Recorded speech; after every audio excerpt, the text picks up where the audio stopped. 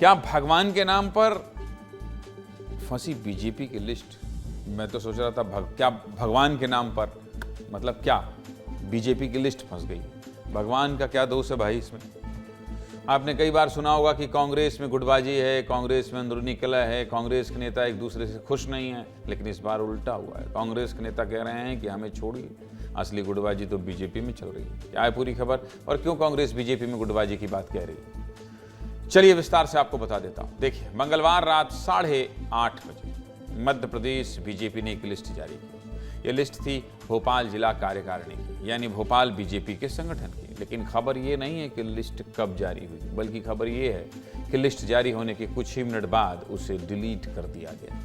प्रदेश अध्यक्ष हेमंत खंडेलवाल और भोपाल बीजेपी के शहर अध्यक्ष रविंद्र रेती ने भी अपने अपने सोशल मीडिया अकाउंट पर यह लिस्ट शेयर की थी।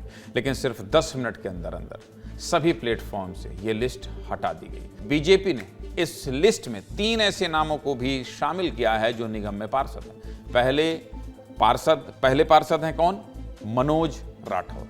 दूसरी हैं सुषमा बाबिसा और तीसरी हैं लक्ष्मी ठाकुर, यानी नेता 1 और पद 2, जो बीजेपी के फार्मूले के खिलाफ है।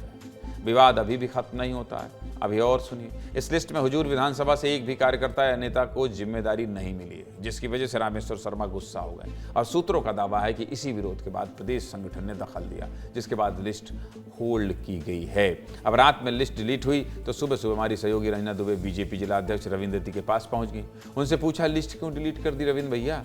तो उन्होंने क्या कहा? मुहूर्त ठीक नहीं था, शिवरात्रि का मुहूर्त अच्छा है, इसलिए शिवरात्रि पर लिस्ट जारी करेंगे। सुनिए जिला अध्यक्ष क्या कह रहे हैं। लिया कि शिवरात्रि का अवसर पर करें, यह अवसर ठीक नहीं है। शुभ अवसर पर करें। कोई भी काम होता है, कोई भी सूची जारी होती है, बहुत मंथन के बाद होती है, विचार विमर्श के बाद होती है, कई प्लेटफॉर्म पर उसकी जांच पड़ताल होती है। लेकिन इतनी बड़ी चूक कैसे हो गई कि सर पहले पोस्ट किया गया फिर उसको डिलीट कर? किसने कहा चूक हुई कार्यकारिणी में? ये सिर्फ कयास से और कुछ नहीं है।